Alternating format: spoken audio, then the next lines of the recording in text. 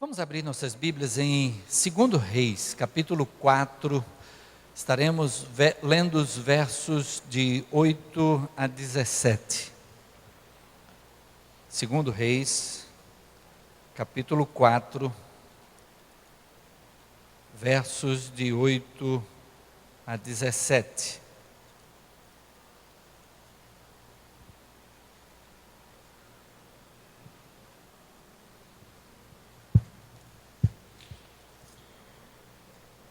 Veja se alguém ao seu lado precisa compartilhar da sua Bíblia para este momento de leitura. 2 Reis, segundo livro dos Reis, capítulo 4, versos de 8 a 17. Encontramos aqui o profeta Eliseu em suas viagens na região da tribo de Issacar, na cidade de Sunem. 2 Reis 4, de 8 a 17, assim lemos. Certo dia passou Eliseu por Sunem, onde se achava uma mulher rica, a qual o constrangeu a comer pão. Daí, todas as vezes que passava por lá, entrava para comer. Ela disse a seu marido: vejo que este que passa sempre por nós é santo homem de Deus. Façamos-lhe, pois, em cima um pequeno quarto, obra de pedreiro, e ponhamos-lhe nele uma cama, uma mesa, uma cadeira e um candeeiro. Quando ele vier à nossa casa, retirar-se-á para ali. Um dia, vindo ele para ali, retirou-se para o quarto e se deitou. Então disse ao seu moço Geazi: chama esta sunamita. Chamando a ele, ela se pôs diante do profeta. Este dissera ao seu moço: dize-lhe, eis que tu nos tens tratado com muita abnegação. Que se há de fazer por ti? Haverá alguma coisa de que se fale a teu favor ao rei ou ao comandante do exército? Ela respondeu: habito no meio do meu povo. Então disse o profeta: que se há de fazer por ela? Geazi respondeu: ora, ela não tem filho e seu marido é velho. Disse Eliseu: chama-a. Chamando a ele, ela se pôs à porta. Disse-lhe o profeta: por este tempo, daqui a 1 ano, abraçarás um filho. Ela disse: não, meu senhor, homem de Deus, não mintas à tua serva. Concebeu a mulher e deu à luz um filho no tempo determinado, quando fez 1 ano, segundo Eliseu lhe dissera. Vamos orar. Senhor Deus, louvamos o teu nome, Pai, e agradecemos pelo trecho da tua palavra que agora foi lido, e pedimos, Pai, que o teu Espírito esteja dirigindo a cada um de nós e possamos extrair as lições que tu tens para nós nesta noite. Fala ao nosso coração conforme a tua vontade, em nome de Jesus. Amém. Amém. Profeta Eliseu sucedeu um grande profeta Elias. Esse texto que nós acabamos de ler, ele faz parte de um conjunto de relatos a respeito do profeta Eliseu, que tinha o objetivo de deixar bem claro diante de todo o povo, de que Eliseu era profeta do Deus vivo. A nação de Israel vivia oscilando entre a adoração a Deus e a adoração a deuses dos povos ao seu redor. Ora, estava inclinada para adorar a Deus, ora, procurava a adoração nos montes, em todo tronco de árvore, adorando aos deuses nas nações vizinhas. Os relatos a respeito de Eliseu mostram que Eliseu era profeta do Deus vivo todo-poderoso. As narrativas que encontramos nestes capítulos aqui de 2 Reis apontam nessa direção. E eles nos falam até hoje. Eles falam que nós cremos nesse Deus todo-poderoso. Eliseu está aqui passando pela cidade de Sunem. Eliseu residia em Samaria, mas de tempos em tempos ele ia ao Monte Carmelo. O Monte Carmelo, a gente lembra que foi aquele lugar onde Elias confrontou-se com os profetas de Baal, e que a gente lembra que Deus fez descer fogo do céu, consumindo o holocausto ali preparado, e consumindo o animal, consumindo até a água que Elias mandou jogar ao redor. Isso diante dos profetas de Baal, que depois foram mortos, porque eles estavam pregando a respeito de um Deus que não teve o poder que Deus demonstrou. Ali era um lugar de vitória. Ali era um lugar de adoração a esse Deus Todo-Poderoso. A nação de Israel ainda não tinha aprendido que há um só Deus. Eliseu, ao se dirigir para o Monte Carmelo para adoração, ele estava dizendo a todas as pessoas que ele era servo daquele Deus que demonstrou tamanha vitória no tempo de Elias. Aquele era o lugar de retiro de Eliseu. Era o lugar que ele procurava para passar um tempo em comunhão com Deus. No caminho entre Samaria e o Monte Carmelo estava a cidade de Sunem. O texto bíblico diz que ali em Sunem, Eliseu, passando a caminho do Monte Carmelo, encontrou uma mulher, e o texto bíblico diz que era uma mulher rica, uma mulher de posses. Seu marido era um fazendeiro abastado. E aquela mulher então chamou o profeta para fazer refeição na sua casa. Imaginemos que a distância entre Samaria e o Monte Carmelo era de aproximadamente 56 quilômetros. Uma caminhada de 56 quilômetros. No meio daquela caminhada, entre aproximadamente 25 e 30 quilômetros, estava a cidade de Sunem. Ao chegar ali, Eliseu sabia que no meio daquela viagem, agora podia contar com uma base de apoio, um lugar para fazer a refeição. Lembro-me do meu tempo de secretário da Convenção Batista de Pernambuco, e que tinha que viajar esse interior do estado aí, e visitar igrejas em todos os lugares, e havia alguns lugares onde eu sabia que havia famílias que diziam sempre: passando por aqui, é só chegar. Eu ligava avisando: olha, estou passando por aí, tem gente em casa. Mas havia aqueles lugares que eram base de apoio. Eu tenho claramente a imaginação do que isto significava para Eliseu, ainda mais porque a minha viagem era de carro, a de Eliseu era a pé. E ele chegando ali em Sunem, havia essa acolhida. Mas aquela mulher não se satisfez apenas com isso. Ela chegou para o seu marido e disse: vamos fazer aqui um quarto especial para este homem de Deus, este profeta que passa aqui por nós, e que eu vejo que é um homem de Deus. E eles então construíram no primeiro andar. Era um tipo de construção, essa construção na parte superior da casa, no cenáculo da casa, que tinha normalmente um acesso pelo lado de fora.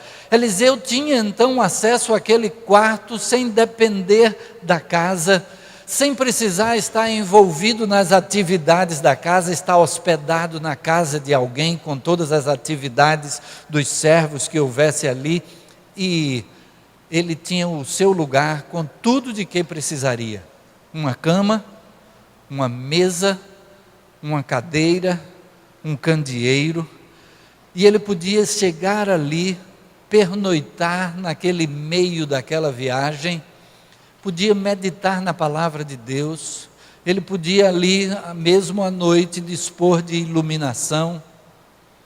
Tudo isso foi provido.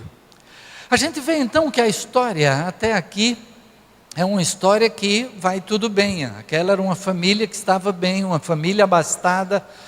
A gente tem notícias da provisão de Deus, e mesmo nesses trechos que relatam histórias a respeito de Eliseu, de como através de Eliseu, Deus deu provimento a famílias necessitadas. Deus supriu viúvas. Uma viúva que estava com os seus filhos para serem vendidos, para que ela pudesse quitar as suas dívidas. E a gente vai ver que Eliseu foi instrumento de Deus para a provisão. Mas nesta hora, é uma família abastada. O texto diz que era uma mulher rica, mas também tinha as suas necessidades. E aí a gente vê no decorrer da história aqui, que aquela mulher, no tempo em que tudo estava bem, ela quis ser instrumento de bênção na vida daquele profeta. Talvez uma maneira em que ela demonstrava a gratidão a Deus, porque tudo estava bem na sua casa. E aí a gente se pergunta, e a gente, quando tudo está bem, a gente lembra de agradecer a Deus? Recentemente, uma pessoa na igreja disse que, no momento de oração com alguém bastante novo no Evangelho, teve uma lição muito forte. Porque naquele momento de oração, e entendendo que aquela pessoa era bastante nova no Evangelho, essa pessoa disse assim, quando a gente cresce mais no nosso relacionamento com Deus, quando a gente atravessa problema, que aí a gente procura a Deus, a gente então busca a Deus com mais empenho. E aquele recém-convertido disse, mas a minha experiência tem sido diferente. Quer dizer, recém-convertido, maneira de dizer, alguém que está há pouco tempo no Evangelho. E que disse, a minha experiência tem sido diferente, porque quando tudo está bem, minha vida é tão complicada, que quando eu vejo as coisas bem na vida, eu digo, só Deus mesmo para fazer isso comigo. Quando tudo está bem, a gente lembra de Deus. Aquela mulher estava com tudo bem na vida, mas ela viu que poderia ser instrumento de bênção na vida de Eliseu. E ela promove a construção daquele lugar que serviria de base para o profeta. O profeta então diz, o que é que eu posso fazer? De que é que essa mulher precisa? Esta base para mim está sendo tão importante, que eu quero de alguma forma ter uma expressão de gratidão para com ela. E então, manda seu moço chamá-la, Geazi, seu moço, então vai, chama, e a pergunta é, o que é que eu posso fazer por você? Como profeta de Deus, ele tinha acesso ao rei, ao capitão do exército, e ele diz, a senhora precisa de alguma coisa em que eu possa intermediar? E a mulher simplesmente diz, eu moro no meio do meu próprio povo, eu estou no meu ambiente, eu estou com tudo em paz, tudo em ordem, não há nada de que eu precise. E Eliseu agora conversa com o seu moço, Geazi. Muito provavelmente Geazi era um aprendiz de profeta. Da mesma maneira que Eliseu havia acompanhado durante um certo tempo Elias, agora Geazi é quem acompanha Eliseu. E Eliseu pergunta a Geazi o que é que se poderia fazer por essa mulher. E Geazi diz, ela não tem filho, seu esposo é já de idade. E então, naquele instante, o profeta diz, manda chamá-lo. E ela vem à presença de Eliseu. E Eliseu então promete, daqui a 1 ano, você estará abraçando um filho. Naquela época, mais ainda do que nos dias de hoje, um filho era importante. Se nos dias de hoje, a pessoa ter para quem deixar tudo aquilo que foi a construção da vida, ter uma continuidade de família, naquela época isso era um sinal de bênção de Deus. Alguém que não tivesse filho, é como se estivesse debaixo de uma maldição, é como se estivesse debaixo de algo que era uma vergonha na sociedade. E aquela mulher, então, quando o profeta diz, daqui a 1 ano você estará abraçando um filho, a resposta dela parece como a de quem não quer isto. Ela diz, não, meu Senhor. Mas ela diz não porque ela acha difícil acreditar naquela promessa. Eu já tenho uma certa idade, meu esposo mais velho ainda. Nós não temos tido filho. Não me faça alimentar uma esperança em cima de algo que não vai acontecer. É difícil de acreditar nessa promessa. Mas a promessa é feita e exatamente 1 ano depois, aquela mulher está com o seu filho. Que bênção, que alegria. E aí a gente fica mais agradecido a Deus ainda. Mas acontece que dificuldades podem surgir na nossa vida. Quando tudo está bem, não quer dizer que vai permanecer bem a vida toda. O Senhor Jesus disse, no mundo tereis aflições, mas tende bom ânimo, eu venci o mundo. Problemas podem surgir quando tudo está bem. A gente está falando aqui numa família em que tudo estava bem. Mas, de repente, algo pode tirar aquela paz. Antes de continuarmos na leitura desse texto, eu gostaria de convidar a vir aqui à frente Annelise. Annelise tem uma experiência para compartilhar conosco, a respeito de alguma dificuldade que pode surgir na nossa vida. Dificuldades podem ser de qualquer tipo. Pode ser talvez um problema conjugal, pode ser talvez uma enfermidade, pode ser a perda de algum ente querido na família. A gente vai ver que essa última parte vai ter a ver com a história daquela sunamita. Annelise e Diego estarão compartilhando conosco um pouco da sua experiência.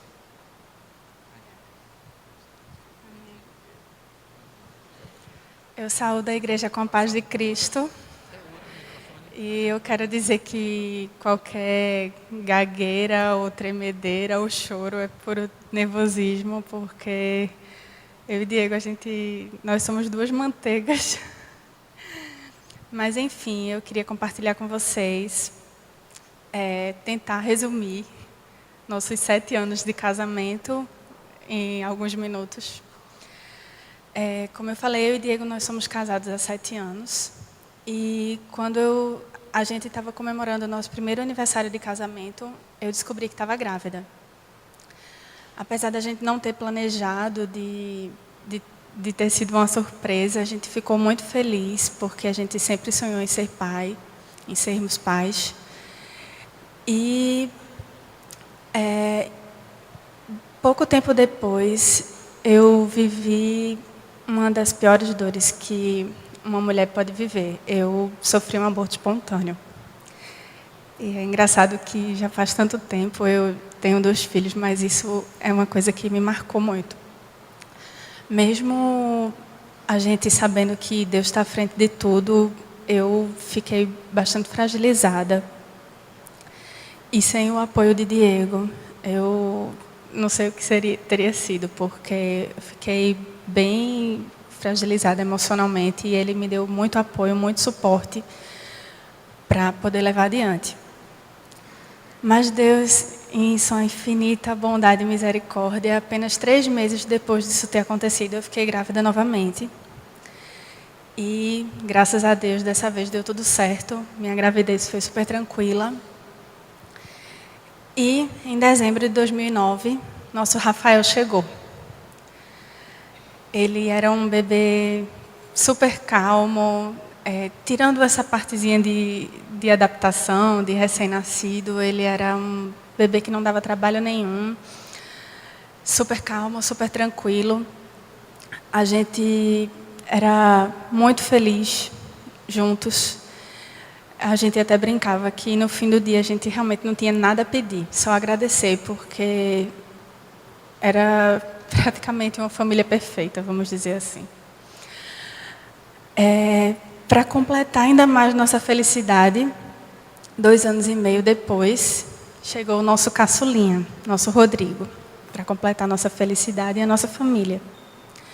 Mas também foi nesse período que a gente começou a observar algumas características em Rafa que começaram a chamar a atenção da gente. Rafa era calmo demais, quieto demais, mais do que todas as crianças. Ele não interagia com as crianças. Ele, apesar dele ser super doce, super carinhoso com a gente, com os de casa, com os estranhos, ele sempre se afastava, ele sempre se isolava. E ele, que já estava se alimentando normal, começou a rejeitar todo o alimento. Ele não queria comer mais nada, só aceitava vitamina. Fora isso, ele tinha muita dificuldade para falar. Ele já estava com 2 anos e meio e não falava praticamente nada. Tudo que ele queria, ele apontava. Se ele quisesse uma coisa, ele chegava e apontava para a gente. E nesse período, eu conversei com uma amiga minha, numa conversa informal, uma amiga minha que ela é médica, e ela falou para a gente, pela primeira vez, um nome de algo que tinha todas as características que Rafa apresentava. E quando ela saiu lá de casa, eu me lembro que eu fui para o Google pesquisar e eu fazia, meu Deus, tudo bate.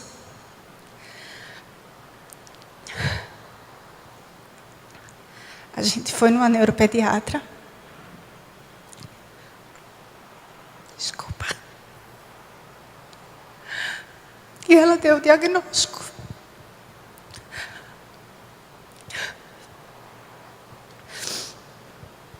De transtorno do espectro do autismo. E eu não preciso dizer que nosso chão se abriu sobre os nossos pés. Nossa vida desmoronou. Tudo aquilo toda aquela família que a gente achava que era perfeita, para mim, não existia mais. Mas a gente se apegou a Deus. Nos apegamos um ao outro, nos fortalecemos ainda mais. Resolvemos juntar os nossos caquinhos e lutar pelo nosso filho.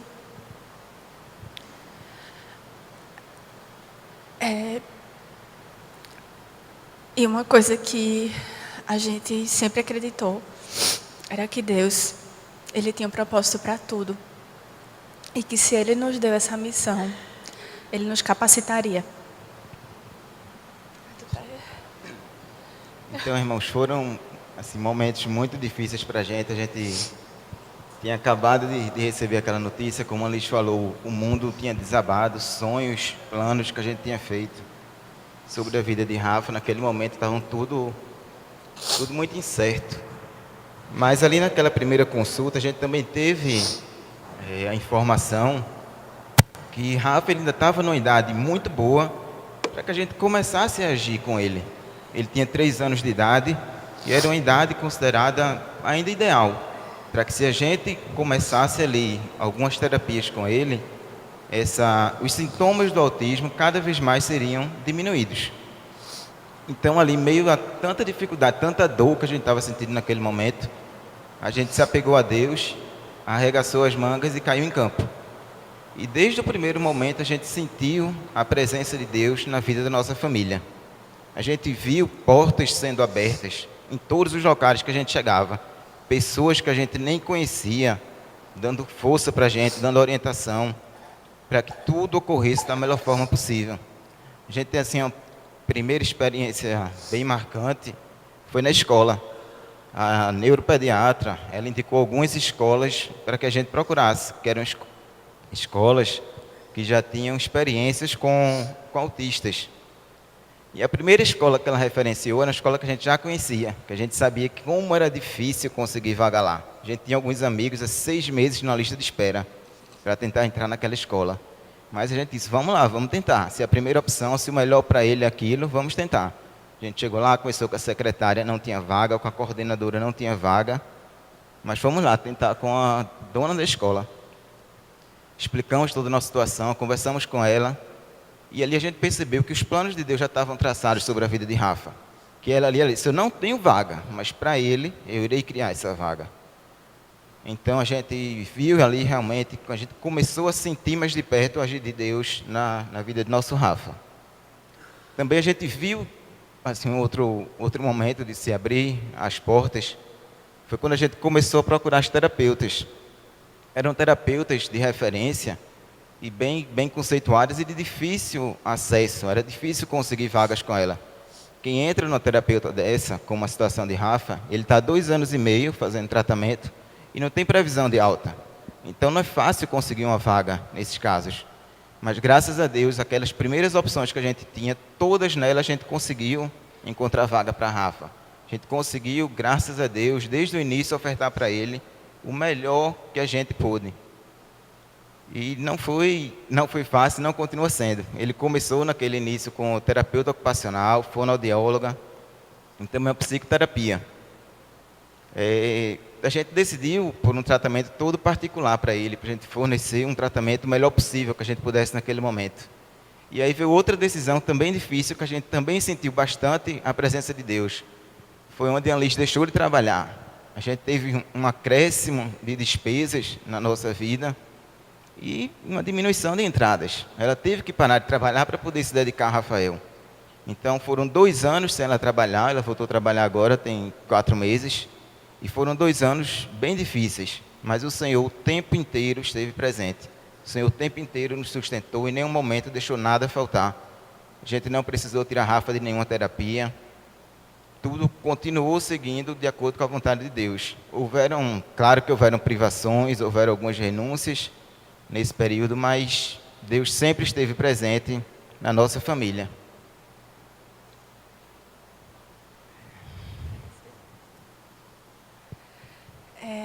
Eu queria compartilhar com vocês um pouquinho sobre o autismo em si.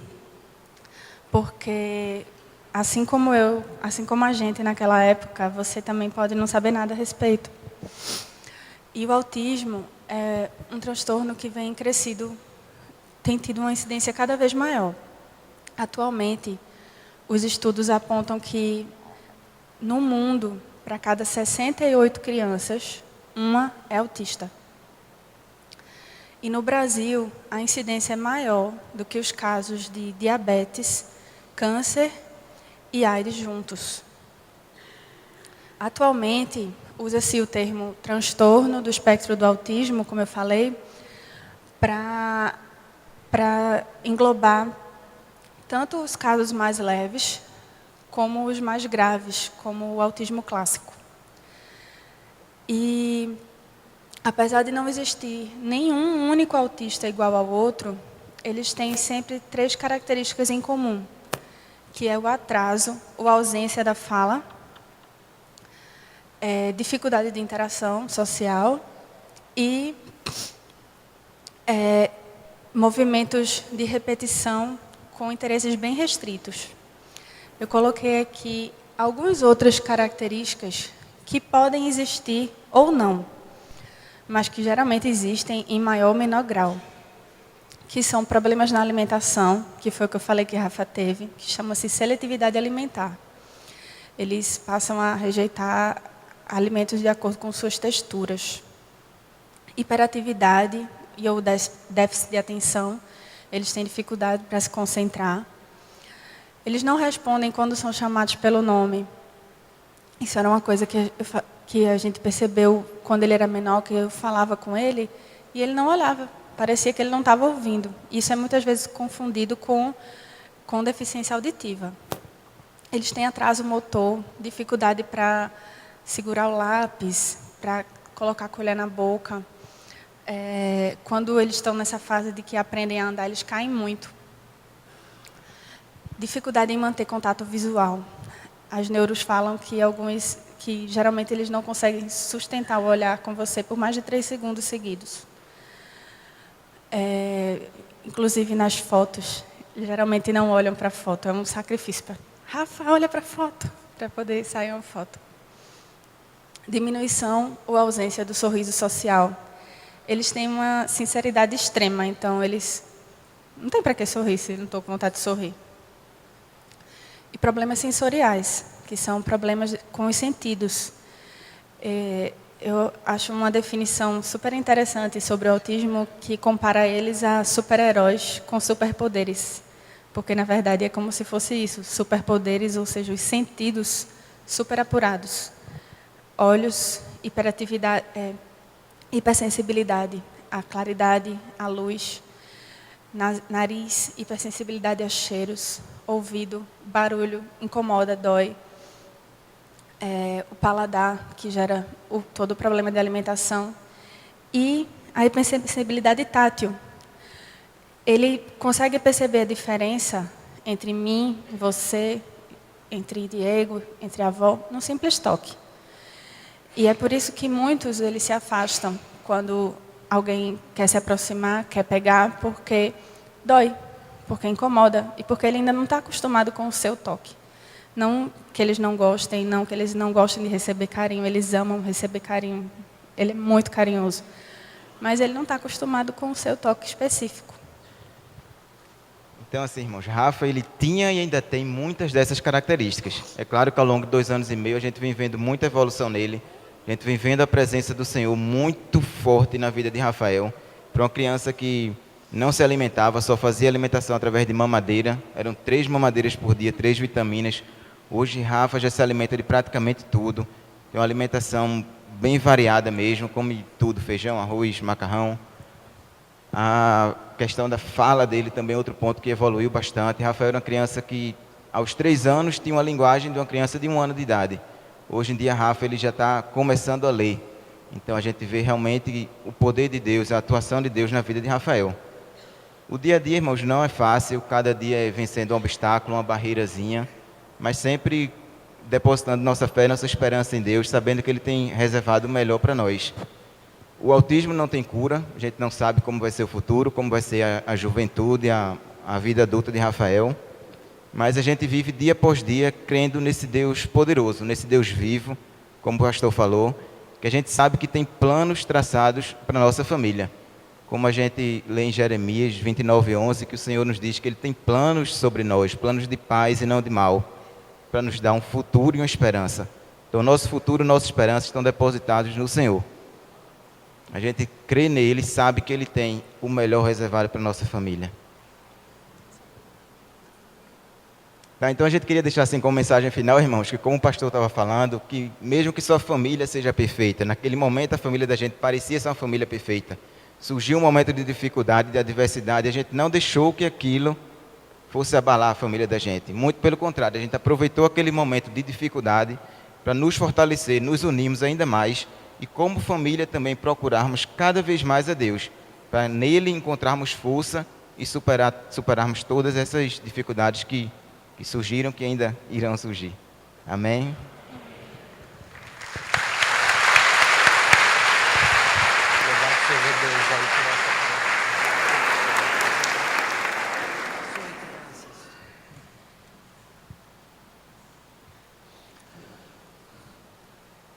Gostaria de continuar no texto de 2 Reis 4, desta feita, lendo a partir do verso 18 até o verso 37. 2 Reis 4, de 18 a 37. A gente tem a continuidade daquilo que foi a realidade na vida daquela mulher, daquela família. 2 Reis 4, de 18 a 37. Tendo crescido o menino, saiu certo dia a ter com seu pai, que estava com os segadores. Disse a seu pai: ai, a minha cabeça. Então o pai disse ao seu moço: leva-o à sua mãe. Ele o tomou e o levou à sua mãe, sobre cujos joelhos ficou sentado até ao meio-dia e morreu.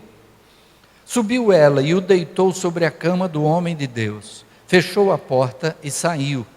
Chamou a seu marido e lhe disse: manda-me um dos moços e uma das jumentas, para que eu corra ao homem de Deus e volte. Perguntou ele: por que vais a ele hoje? Não é dia de festa da lua nova, nem sábado? Ela disse: não faz mal. Então fez ela albardar a jumenta e disse ao moço: guia e anda, não te detenhas no caminhar, senão quando eu te disser. Partiu ela, pois, e foi ter com o homem de Deus ao Monte Carmelo. Vendo-a de longe, o homem de Deus disse a Geazi, seu moço: eis aí a sunamita. Corre ao seu encontro e dize-lhe: vai tudo bem contigo, com teu marido, com o menino? Ela respondeu: tudo bem. Chegando ela, pois, ao homem de Deus, ao monte, abraçou-lhe os pés. Então se chegou Geazi para arrancá-la, mas o homem de Deus lhe disse: deixa-a, porque a sua alma está em amargura e o Senhor mo encobriu e não mo manifestou. Disse ela: pedi eu a meu senhor algum filho? Não disse eu: não me enganes? Disse o profeta a Geazi: cinge os lombos, toma o meu bordão contigo e vai. Se encontrares alguém, não o saúdes, e se alguém te saudar, não lhe respondas. Põe o meu bordão sobre o rosto do menino. Porém disse a mãe do menino: tão certo como vive o Senhor e vive a tua alma, não te deixarei. Então ele se levantou e a seguiu. Geazi passou adiante deles e pôs o bordão sobre o rosto do menino, porém não houve nele voz nem sinal de vida. Então voltou a encontrar-se com Eliseu e lhe deu aviso e disse: o menino não despertou.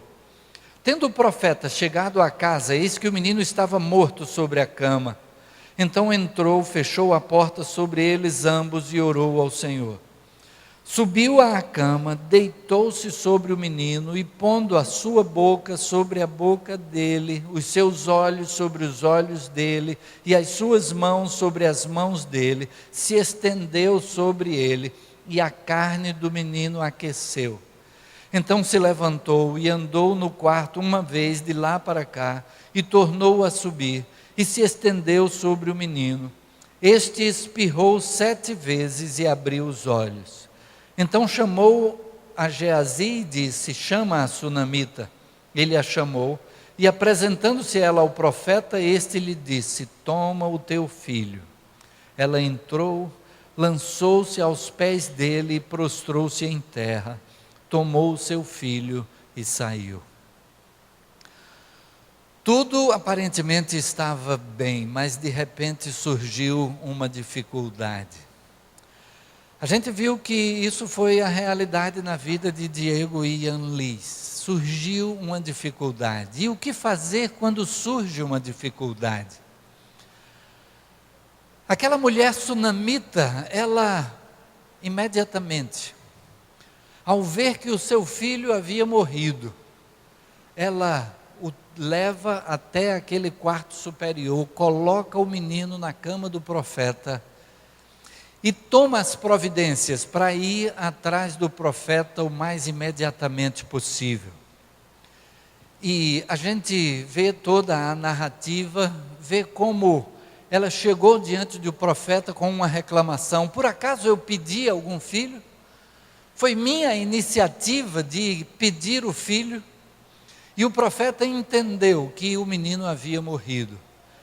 E ele então manda Geazi e diz a Geazi que ele leve o seu bordão, o bordão de Eliseu, e o coloque sobre o rosto do menino. Mas aquela mulher havia experimentado que a palavra de Eliseu é que era a palavra que vinha da parte de Deus. E ela disse: eu não sairei daqui, tão certo como vive o Senhor, eu não sairei daqui se tu não fores comigo. E o profeta vai, Geazi leva o bordão, mas ele volta dizendo: o menino não teve ação nenhuma, o menino não viveu, o menino continua morto. E aí a gente tem 2 situações. A primeira, que alguma coisa agora de dificuldade surgiu na vida daquela família. Uma dificuldade surgiu na vida daquela mulher. A gente lembra que a princípio, quando Eliseu disse para ela: daqui a 1 ano você estará segurando um menino, ela disse: não, meu Senhor, não mintas para comigo. Ela não creu primariamente na palavra de Eliseu. Agora nós encontramos uma mulher que cresceu na fé. Aquela primeira experiência com o cumprimento da palavra do profeta a fez confiar. E agora é ao profeta que ela busca no momento de dificuldade. Ela sabe que aquele é o homem de Deus. Vale a pena aqui a gente abrir um parêntese para estabelecer aquilo que há de diferença do Antigo Testamento e do tempo do Novo Testamento. No Antigo Testamento, Deus agia através de pessoas especiais, pessoas que Ele escolhia. No Novo Testamento, nós vamos encontrar o momento em que o Senhor Jesus morreu na cruz e o véu no templo abriu-se de alto a baixo, rasgou-se de alto a baixo, acabou-se a separação de Deus com o homem. Agora Cristo morreu pelos nossos pecados, nós temos a oportunidade de nos colocarmos na presença de Deus. Antes apenas o sacerdote apresentava-se no templo diante de Deus pelo povo, mas agora cada um é um sacerdote. O apóstolo Pedro vai dizer que vós sois sacerdócio santo. Cada um que recebeu a Jesus como Salvador tem então a possibilidade de apresentar-se por si mesmo diante de Deus. E agora, então, graças a Deus que ninguém depende de procurar o pastor para poder chegar diante de Deus. Deus está atento à nossa voz. Por isso, quando Jesus ensina a respeito de oração, Ele diz: vós orareis assim: Pai nosso que estás nos céus. O Senhor Jesus diz que nós podemos nos dirigir diretamente a Deus. E graças a Deus, porque em qualquer lugar em que nós estivermos, não depende de ser no templo, não depende de ser no lugar santo. O lugar santo será todo lugar em que nós estivermos, porque o Espírito de Deus está conosco. Nós podemos orar a Deus em qualquer circunstância, em qualquer lugar. Naquela época, aquela mulher procura Deus através do profeta. Ela procura a solução para o seu problema em Deus, no caso, através do profeta. E o profeta então segue aquela mulher, e ele vai até o local e fica sozinho com o menino e se deita sobre o menino. E o texto bíblico diz que o corpo da criança aqueceu. A gente lembra daquele momento quando o Senhor Jesus está caminhando no meio de uma multidão e uma mulher que tinha um fluxo de sangue permanente, havia vários anos. Ela vem por trás e toca na orla das vestes de Jesus. Jesus então para e diz: quem foi que me tocou? E os discípulos ficam admirados: como assim? A gente está no meio de uma multidão, e como é que o senhor pergunta quem foi que me tocou? E aí Jesus diz: é porque eu senti que de mim saiu virtude. Aquele contato do profeta com o menino, a gente pode entender que algo semelhante estava em processo. E o profeta se levanta e caminha no quarto, daqui para lá, de lá para cá, e se deita novamente sobre o menino. Há intérpretes que entendem que a narrativa aqui talvez fosse diferente. O texto diz que o menino tossiu 7 vezes e abriu os olhos. Há quem entenda que o profeta, por 7 vezes, fez esse procedimento de deitar-se sobre o menino, e até que o menino tossiu. Há quem entenda que seja exatamente como está narrado na nossa tradução, dizendo: o menino tossiu 7 vezes e abriu os olhos. O que é fato é que o profeta pôde chamar aquela mulher e entregar-lhe o seu filho. A mulher vem diante do profeta, vem aos seus pés e se curva numa atitude de adoração, entendendo que aquele homem havia agido por meio do Deus Todo-Poderoso. Tinha sido instrumento desse Deus Todo-Poderoso. Aí agora a gente vem e se pergunta: a quem é que nós procuramos quando tudo está diferente do planejado, quando surge uma dificuldade à nossa frente, quando surge uma dificuldade no meio da nossa família. E graças a Deus, no testemunho de Diego e Annelise aqui, o testemunho de que desde o começo o entendimento de que Deus terá a sua mão. Se Deus permitiu, Ele há de trazer a solução que seja adequada. No caso daquela mulher, a gente gostaria que todos os nossos problemas fossem solucionados dessa forma. Eu não sei quantos aqui já perderam entes queridos e tiveram o desejo de olhar para ele assim, talvez naquele leito de morte ainda, tendo partido há pouco tempo, e olhar e esperar ver ali algum sinal de vida. Será que os médicos estão enganados? Será que essa pessoa não morreu ainda e que está viva? O nosso desejo da continuidade da vida.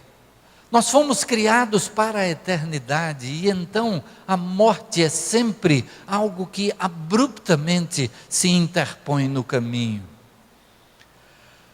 Mas a gente sabe que aquela experiência daquela mulher não é normalmente a nossa experiência. E alguém que partiu, um problema que surgiu, uma enfermidade, um transtorno, como foi testemunhado aqui, transtorno do espectro do autismo. E aquilo muda o rumo da nossa vida. Mas Deus tem a solução. No caso da sunamita, a solução foi a ressurreição daquela criança. Aquela criança viveu novamente, pôde ser entregue à sua mãe. E a lição ficou para todos nós a respeito desse Deus que pode todas as coisas. Mas a gente viu aqui na experiência de Diego e de Annelise que Deus abriu portas, de que Deus deu as condições para que eles pudessem seguir adiante, não sem algum tipo de dificuldade. Annelise precisou deixar o trabalho. Como disse Diego, as despesas aumentaram e a receita diminuiu. Mas Deus foi abrindo as portas. Deus foi encaminhando todas as coisas na escola, as terapias, tudo aquilo que foi necessário, e então aconteceu.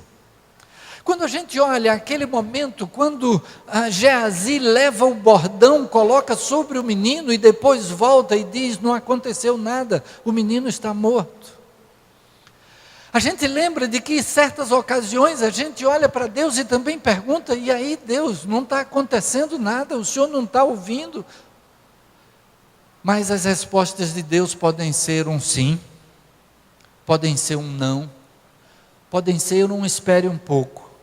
E no tempo certo, Ele traz a resposta adequada, quer seja um sim, quer seja um não. No tempo próprio, Ele traz a solução, Ele traz aquilo que vem a viabilizar o que é a nossa necessidade.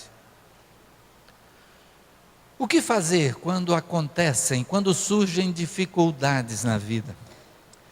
E aí eu gostaria de concluir lembrando alguém que enfrentou uma dificuldade enorme. Alguém que tinha a sua vida a serviço de Deus, mas que nem por isso estava isento de dificuldades. Alguém que tinha dedicado a sua vida inteiramente para esse serviço. Mas de repente, o que ele recebe? Uma condenação injusta, o martírio, a morte e morte de cruz. O Senhor Jesus, o Filho de Deus, o Deus que se fez homem, Ele tinha à sua frente a expectativa de um povo, pelo seu Messias, pelo enviado de Deus, o ungido de Deus. Mas de repente, aquilo que parecia prometer a libertação da submissão ao jugo romano, aquilo se transforma em sofrimento e morte. Mas Deus tinha o propósito da nossa salvação. A morte de Jesus na cruz foi para a nossa salvação. Foi para que pudéssemos estar reconciliados com Deus. Foi para que os nossos pecados fossem perdoados. Para que o peso, a condenação dos nossos pecados pudesse ser tirada de sobre nós. E por isso o apóstolo Paulo, escrevendo aos Filipenses, vai dizer que Cristo foi obediente até a morte e morte de cruz. Mas Deus o exaltou soberanamente e lhe deu um nome que está acima de todo o nome, para que ao nome de Jesus se dobre todo o joelho, nos céus, na terra e debaixo da terra, e toda língua confesse que Jesus Cristo é Senhor, para a glória de Deus Pai. Deus tinha um propósito de glorificação para Jesus Cristo, o propósito de salvação para cada um de nós. E o que parecia ser uma dificuldade foi transformado na solução eterna da nossa condenação do pecado. Dificuldades podem surgir na nossa vida. E a quem procuramos? É claro, há coisas que podemos fazer humanamente falando. Diego e Annelise precisaram procurar especialistas, neuropediatra, terapeutas, pessoas que pudessem auxiliar, escolas apropriadas. O que acontece na nossa vida pode ser, eu mencionei algum problema no relacionamento conjugal e a gente pode procurar um aconselhamento a respeito de família. Pode ser um problema financeiro e a gente pode procurar orientação de alguém que pode nos, então, instruir sobre como equilibrar as nossas finanças, como superar aquela dificuldade. É claro, a gente vai precisar tomar atitudes diferentes daquelas que vinham antes da dificuldade. Mas a gente precisa crer que de Deus é que virá a verdadeira solução. É a gente saber que a nossa fé não está nem nos médicos, nem nos conselheiros, nem nos terapeutas, nem nos especialistas, mas eles serão um instrumento na mão de Deus. Mas a resposta certa vem de Deus. O que é que pode surgir à nossa frente, no seio da nossa família? Pode ser a perda de alguém. A Annelise também compartilhou a perda do seu primeiro bebê. Mas Deus colocou Diego do lado de Annelise, né, para dar esse suporte necessário, e ela pôde compartilhar aqui que se não fosse a vida de Diego ao seu lado, ela não saberia o que fazer. Mas na conversa que tivemos anteriormente, ela disse: pastor, a fé foi que nos sustentou. A fé foi que nos sustentou. Aquilo que nós conhecemos de Deus foi que fez com que pudéssemos seguir adiante. A nossa experiência com Deus e o ensino da sua palavra foi que fizeram com que nós pudéssemos ter a certeza de que Deus tem algo melhor à frente, de que Deus tem o resultado mais positivo diante do quadro que temos à nossa volta. E a experiência daquela mulher sunamita aponta nessa direção. Seria muito bom que todos os problemas pudessem terminar daquela forma como da mulher sunamita, em que tudo voltou ao que era, tudo voltou ao como estava. O seu filho lhe foi restituído do mesmo jeito. Nem sempre acontece assim, mas sempre Deus vai ter a solução. Deus tem o resultado mais positivo, qualquer que seja o quadro, qualquer que seja a situação ou circunstância. E nós podemos depender desse Deus Todo-Poderoso, que nos ama ao ponto de ter enviado seu Filho para morrer em nosso lugar, morrer pelos nossos pecados. E o apóstolo Paulo, escrevendo aos Romanos, vai dizer: aquele que nem mesmo a seu próprio filho poupou, antes o entregou por todos nós, como não nos dará juntamente com ele todas as coisas? O que é que pode ser a dificuldade? Talvez você está atravessando uma dificuldade neste momento. Talvez você já passou por uma dificuldade e pode afirmar que realmente Deus conduziu para a melhor solução. Ou pode ser que está tudo bem, mas nada garante que possa continuar assim o tempo todo. O que importa é sabermos que o que quer que aconteça na nossa vida, Deus tem a melhor solução. Aquela mulher cresceu na sua fé em Deus. E aquela mulher pôde, no momento da dificuldade, confiar em Deus para a solução. Ela não contou ao seu marido o que tinha acontecido. Ela não contou a Geazi, quando Geazi veio em sua direção e perguntou: está tudo bem contigo, com teu esposo, com o teu filho? E ela diz: tudo bem. Ela sabia que o encontro com o profeta, aquele que representava o poder de Deus, é que traria a solução para o seu problema. Não sei como é que está a sua vida, pode estar tudo bem, pode ser que esteja enfrentando alguma dificuldade, ou pode ser que já passou por uma dificuldade. Mas esse texto da palavra de Deus nos mostra que em Deus nós podemos confiar.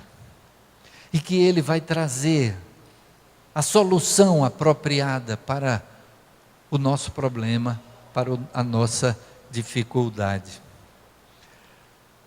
Para o problema da nossa condenação do pecado, houve a solução. E então a gente pode até ouvir aquele cântico que o coro Canto Livre entoou por último: Cristo vai voltar, acredite ou não. Não é balela nem papo para dar mais sensação. E nem é fuga se a vida maluca quer deixar na mão.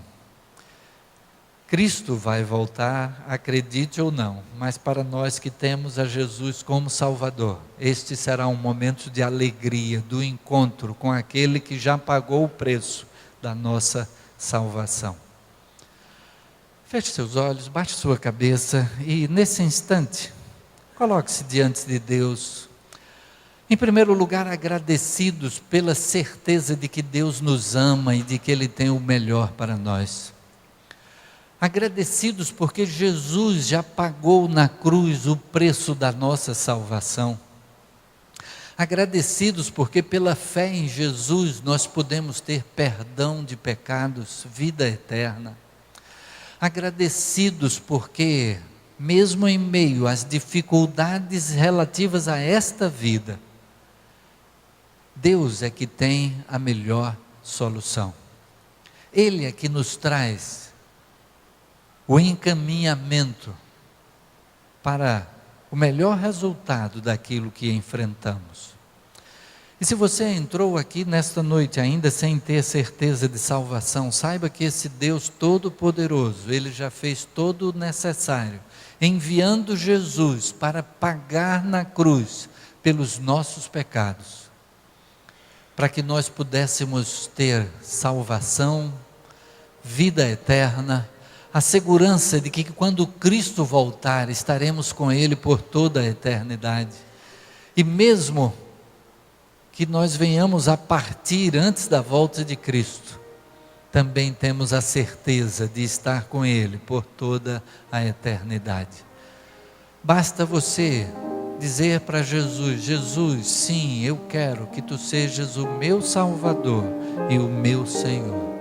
Do seu coração para o coração de Deus. E saiba que lá no céu vai haver uma festa, o céu estará em festa. A palavra de Deus diz que há maior alegria no céu por um pecador que se arrepende do que por 99 que acham que não precisam de perdão, de salvação. Senhor Deus, nós louvamos o Teu nome, Pai, e agradecemos porque a Tua palavra nos traz a experiência de pessoas que puderam confiar no Teu grande poder, que esperaram com a fé firmada em Ti e puderam ter a melhor solução para a dificuldade que enfrentavam. Louvamos o Teu nome pela Tua presença na nossa vida e particularmente quando enfrentamos dificuldades e podemos ter a segurança de que Tu estás do nosso lado. Louvamos o Teu nome por podermos ter esta certeza de que Tu tens a melhor solução para cada dificuldade que enfrentamos.